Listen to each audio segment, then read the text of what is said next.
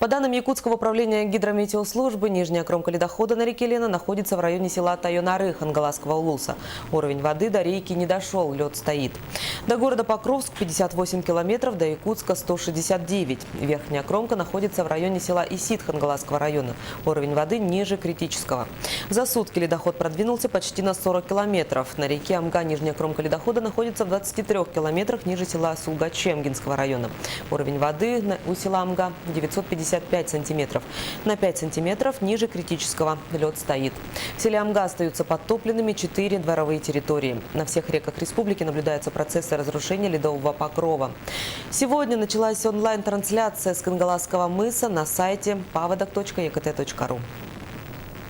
С сегодняшнего утра началась онлайн-трансляция с Кангаласского мыса, и каждый желающий может посмотреть за скрытием реки, за ходом ледохода. Но тут хочется отметить то, что многие путают, что мы транслируем весь ледоход на реке Лена. Это не так. Идет трансляция только затороопасных участков. Поэтому нужно помнить, что ведется съемка с Ленского района и с Кангаласского мыса.